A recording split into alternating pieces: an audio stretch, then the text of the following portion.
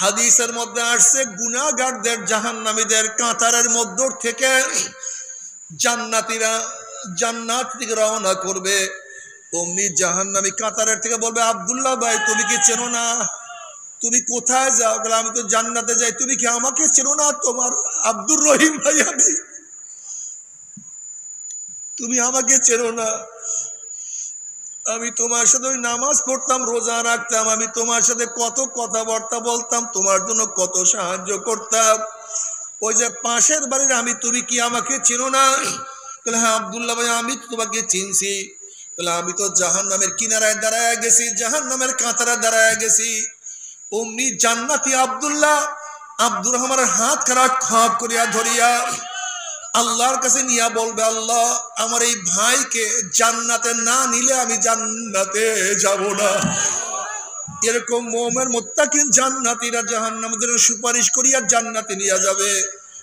কিন্তু হে আমার মুসলমান মুমিন মুত্তাকিনের দলেরা, তুমি যার সাথে চলো, যার সাথে ওঠা বসা করো, তোমার অবস্থাটা কি হবে?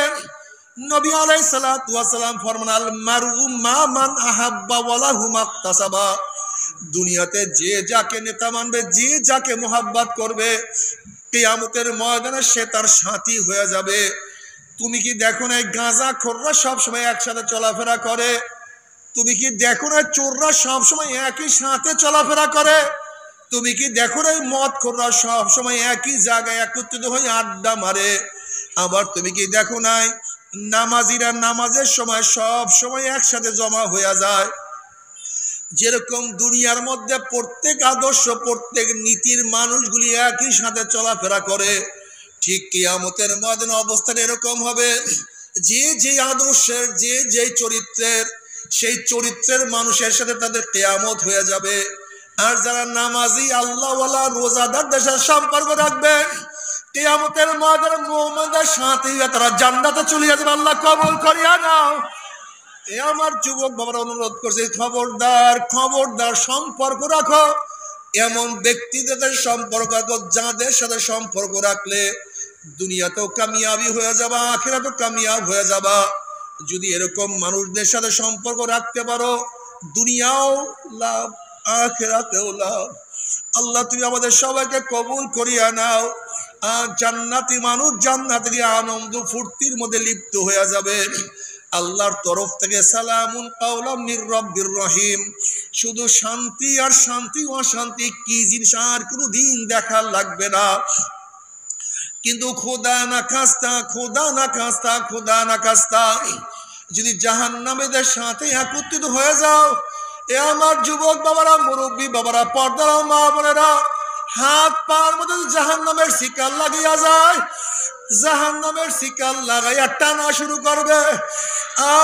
কত বাবা দেখবে ছেলেকে টানিয়া নিয়ে যায়, আবার কত ছেলে দেখবে বাবাকে টানিয়া নিয়ে যায়, কত মা দেখবে মেয়েকে টানিয়া নিয়ে যায়, কত মেয়ে দেখবে মাকে টানিয়া নিয়ে যায়, কত উস্তাদ দেখবে ছাত্রকে নিয়ে যায়, কত ছাত্র দেখবে উস্তাদকে নিয়ে। আল্লাহ তুমি মাফ করিয়া দাও। কত পীর দেখবে মুরিদকে নিয়ে যায়, কত মুরিদ দেখবে পীরকে নিয়ে যায়, কত বড় লোক দেখবে গরিবকে নিয়ে যায়, কত গরিব দেখবে বড় লোককে নিয়ে যায়। নাফরমান যাহা কিছু ধরবে সব ছিড়িয়া যাবে। এইভাবে কিয়ামতের ময়দানকে টানতে টানতে লাথি মারিয়া জাহান্নামে ফালাইয়া দেবে। জাহান্নামে পড়ার পরে 1 বছর 2 বছর 10 20 বছর নয়, 70 বছর পর্যন্ত, 70 বছর পর্যন্ত আগুনের নিচে যাইতেই থাকবে, যাইতেই থাকবে, যাইতে। শুধু ডাইনে আগুন, বামে আগুন, উপরে আগুন, নিচে আগুন। ওয়াস্তাগীসু ইউগাসু বিমাইন কাল মুহলি ইয়াশবিল উজুহ বিসাশ শারাব ওয়াসাত মুরতাফাকা। যখন জাহান্নামীরা পানি পানি করে চিল্লাইতে থাকবে, তাদের সামনে ঘন কালো পুঁজ তাদের সামনে নিয়ে আসা হবে। ওই পানি এবং পুঁজের গরমে চেহারার চামড়াটা খুলিয়া ঝাঁপাত করিয়া পড়িয়া যাবে। এরপরও পানির তৃষ্ণা মিটবে না। যখন ডক ডক করিয়া পানি এবং পুঁজ গিলিয়া খাইয়া ফেলাইবে, পেটের মধ্যে গিয়া নারী বুড়ি সব জ্বালাইয়া পোড়াইয়া পিছনের রাস্তা দিয়া ঝুপ ঝুপ করে ফলাইয়া দিবে। আল্লাহ পাক কালামে পাকের মধ্যে ফরমান, লা ইয়ামুতু ফিহা ওয়ালা ইয়াহইয়া, মানুষ মরবেও না, মানুষ বাঁচবেও না, জীবন বাহির হবে কিন্তু বাহির হবে না। আল্লাহ তুই আমাদের সবাইকে মাফ করিয়া দাও।